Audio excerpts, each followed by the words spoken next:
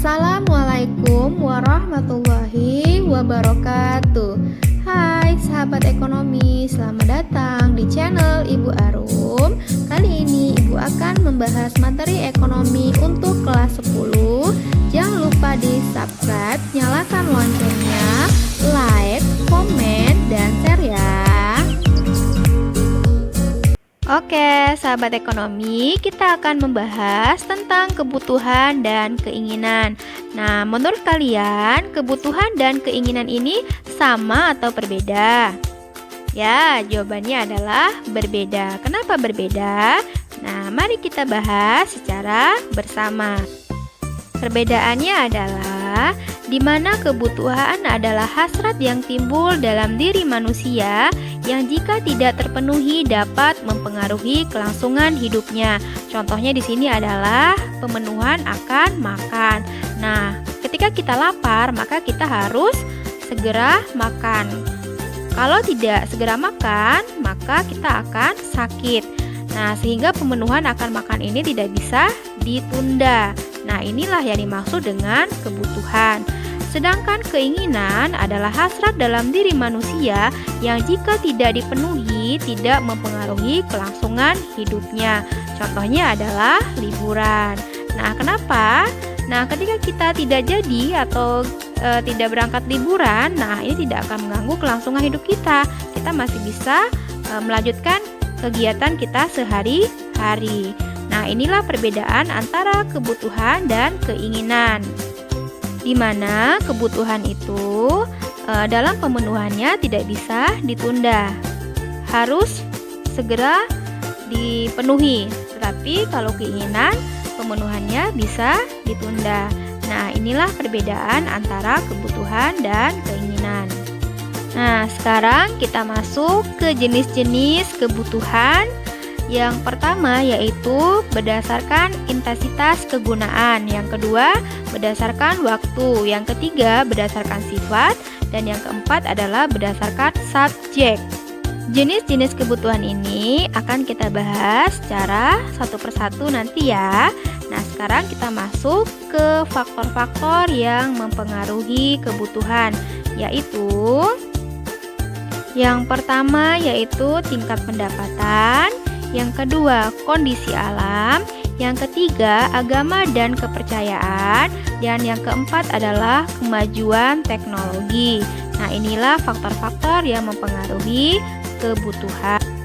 Nah, sekarang kita masuk ke jenis-jenis kebutuhan. Yang pertama yaitu berdasarkan intensitasnya, dibedakan menjadi 3, yaitu kebutuhan primer, kebutuhan sekunder, dan kebutuhan tersier. Kebutuhan primer yaitu adalah kebutuhan utama yang harus dipenuhi terlebih dahulu. Contohnya adalah sandang, pangan, dan papan, yang berarti adalah makanan, pakaian, dan rumah. Yang kedua adalah kebutuhan sekunder, yaitu kebutuhan yang pemenuhannya setelah kebutuhan primer terpenuhi. Contohnya adalah kebutuhan yang berhubungan dengan perlengkapan rumah tangga. Yang ketiga adalah kebutuhan tersier, yaitu kebutuhan yang pemenuhannya setelah kebutuhan primer dan sekunder terpenuhi. Contohnya yaitu barang-barang mewah. Contohnya adalah seperti mobil mewah, kemudian kapal pesiar, kemudian kapal terbang, ya, itu adalah kebutuhan tersier. Tetapi kebutuhan berdasarkan intensitasnya ini tergantung dari individu atau perkembangan zaman. Contohnya untuk saat ini HP jika zaman dahulu itu adalah termasuk ke dalam kebutuhan tersier atau sekunder, tapi untuk saat ini HP sudah menjadi kebutuhan primer. Jadi semua kalangan masyarakat sudah memiliki yang namanya handphone. Nah, jadi HP sekarang sudah tidak menjadi kebutuhan tersier. Nah, sekarang kita masuk kebutuhan menurut sifatnya, dibedakan menjadi 2, yaitu kebutuhan jasmani dan kebutuhan rohani. Kebutuhan jasmani yaitu berhubungan dengan fisik. Contohnya adalah olahraga, makan, minum, dan tidur. Sedangkan kebutuhan rohani yaitu berhubungan dengan kejiwaan, yaitu contohnya adalah beribadah atau dengan cara pergi hiburan yaitu rekreasi. Nah, sekarang kita masuk ke kebutuhan menurut waktunya. Dibedakan menjadi dua, yaitu kebutuhan sekarang dan kebutuhan yang akan datang. Kebutuhan sekarang berarti kebutuhan yang pemenuhannya dilakukan pada saat ini. Contohnya adalah orang sakit harus minum obat, dan ketika orang lapar harus segera makan. Nah, sedangkan kebutuhan yang akan datang, pemenuhannya bisa dilakukan di lain kesempatan ya, atau bisa ditunda. Contohnya adalah menabung, di mana dengan kita menabung maka kita bisa memenuhi kebutuhan kita di masa yang akan datang. Kemudian ada contohnya pendidikan. Nah, pendidikan ini juga adalah investasi kita untuk masa depan. Selain itu, contoh dari kebutuhan yang akan datang yaitu adalah dengan kita mengikuti asuransi. Nah, itu adalah kebutuhan menurut waktunya. Sekarang kebutuhan menurut subjeknya.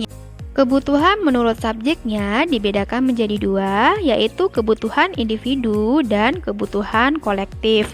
Kebutuhan individu yaitu kebutuhan yang penggunaannya dilakukan secara individu. Contohnya adalah kacamata minus tidak bisa digunakan oleh semua orang. Contoh dari kebutuhan individu lainnya yaitu contohnya adalah sikat gigi atau perlengkapan mandi.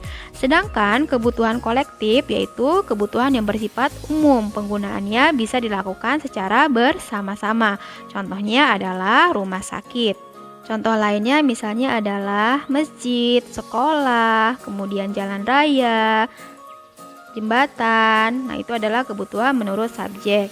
Nah, sekarang kita masuk ke alat pemuas kebutuhan. Dibedakan menjadi 4. Yang pertama menurut kelangkaannya atau cara memperolehnya. Yang kedua menurut hubungannya dengan barang lain. Yang ketiga menurut tujuan penggunaannya.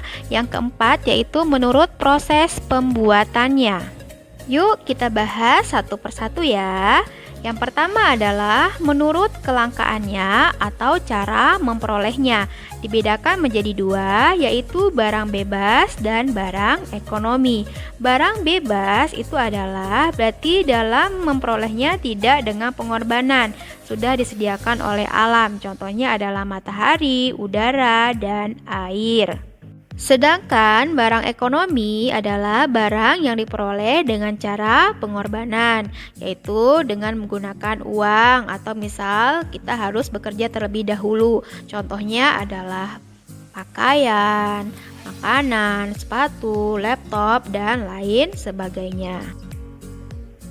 Sekarang kita masuk ke jenis alat pemuas kebutuhan menurut hubungannya dengan barang lain. Yang pertama yaitu adalah barang substitusi, artinya adalah barang pengganti. Contohnya ketika tidak ada pulpen maka bisa digantikan dengan pensil, atau ketika tidak ada sepatu maka bisa digantikan dengan sendal, dan masih banyak contoh yang lainnya ya. Yang kedua adalah barang komplementer, artinya itu adalah barang pelengkap, yaitu barang itu akan berguna jika digunakan dengan barang lain. Contohnya adalah kopi dengan gula, teh dengan gula, kemudian setrika dengan arus listrik, mobil bisa berjalan jika menggunakan bensin, kemudian sepatu menggunakan kaos kaki. Nah, ini adalah alat pemuas kebutuhan menurut hubungannya dengan barang lain.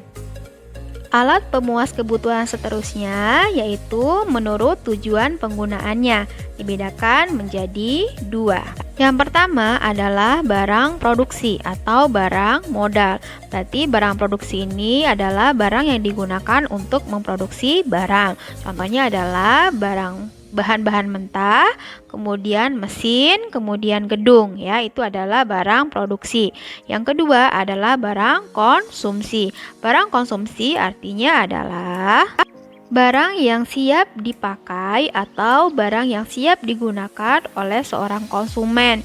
Contohnya adalah buku, kemudian pensil, ada tas, ada sepatu, kemudian ada jilbab, ada sarung, dan lain sebagainya.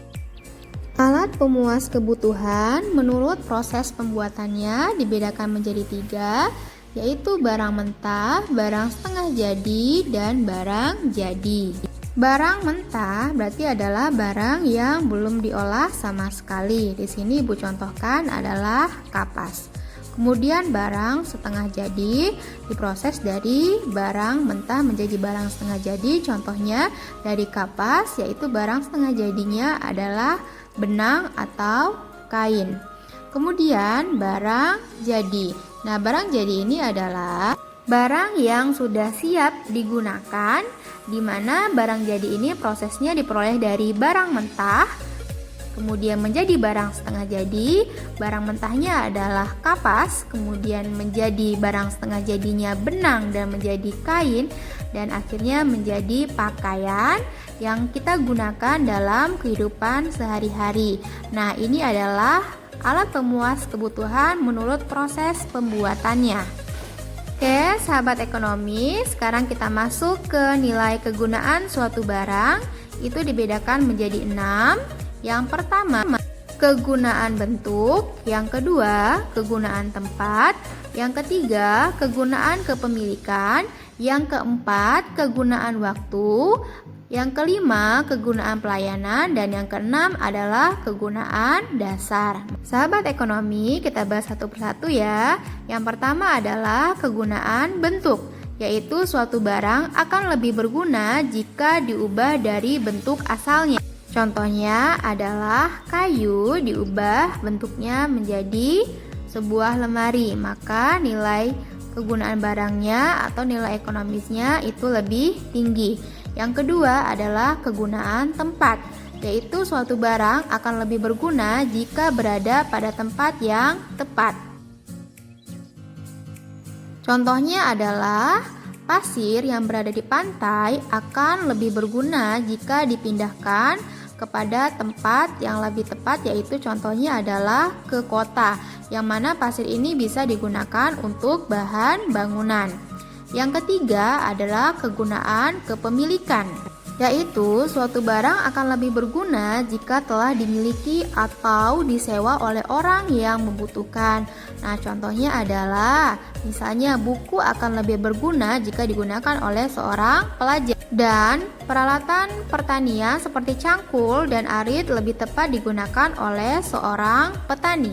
Nilai kegunaan suatu barang yang selanjutnya yaitu kegunaan waktu adalah suatu barang akan bermanfaat jika digunakan pada waktu yang tepat. Contohnya adalah jas hujan dan payung.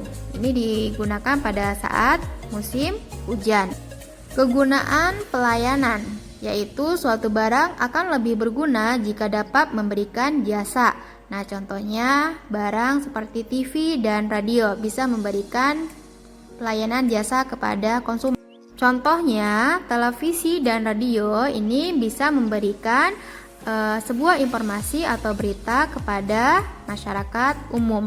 Yang terakhir adalah kegunaan dasar, yaitu suatu barang akan mengalami peningkatan setelah diolah dari bahan dasar atau bahan baku menjadi barang jadi. Contohnya adalah rotan. Nah, rotan ini bisa diolah menjadi barang jadinya, yaitu menjadi kursi, meja, dan lain sebagainya ya. Sahabat ekonomi, sekarang kita masuk yang terakhir, yaitu tentang pengelolaan keuangan. Nah, ini ada tips cara pengelolaan keuangan. Yang pertama adalah penghematan makanan. Contohnya adalah misalnya ketika kita pergi bekerja, kita bisa menggunakan penghematan makanan ini dengan cara membawa bekal dari rumah sehingga kita tidak berbelanja atau jajan di luar. Yang kedua adalah penghematan biaya komunikasi. Nah, kita harus menargetkan biaya komunikasi setiap bulannya, yaitu tidak boleh melebihi budget yang sudah ditentukan. Yang ketiga adalah penghematan belanja. Nah, di sini kita berarti menentukan barang-barang yang benar-benar kita butuhkan. Jadi, skala prioritas. Ketika barang yang tidak kita butuhkan, tidak harus kita beli. Yang keempat adalah penghematan biaya transportasi. Nah, di sini mungkin kita bisa menghemat biaya transportasi misalnya dengan jika jarak tempuh tujuan kita itu dekat, maka bisa dengan jalan kaki, atau biasanya kita menggunakan mobil, mungkin kita bisa menggunakan kendaraan roda 2. Yang kelima itu adalah berusaha untuk selalu mengeluarkan uang di bawah budget yang Anda tetapkan dan tabunglah sisanya. Nah, di sini berarti kita harus menghemat ya, tadi berhubungan dengan skala prioritas. Jadi kita memilih barang-barang yang benar-benar kita butuhkan sehingga uangnya bisa kita tabung sisanya ya, jadi tidak habis semua. Yang terakhir yaitu catatlah pengeluaran Anda setiap hari sedetail mungkin. Tujuannya adalah agar kita bisa mengetahui seberapa besar pengeluaran kita setiap harinya. Sahabat ekonomi, inilah pengelolaan keuangan yang dapat kita lakukan dalam kehidupan kita sehari-hari. Semoga bermanfaat ya tips pengelolaan keuangan ini. Sahabat ekonomi, cukup sekian ya untuk materi kebutuhan dan keinginan. Semoga kalian paham ya. Nah, kalian jangan lupa untuk melihat video-video seterusnya mengenai materi ekonomi yang akan Ibu share ya. Ibu ucapkan terima kasih. Assalamualaikum warahmatullahi wabarakatuh. Salam ekonomi.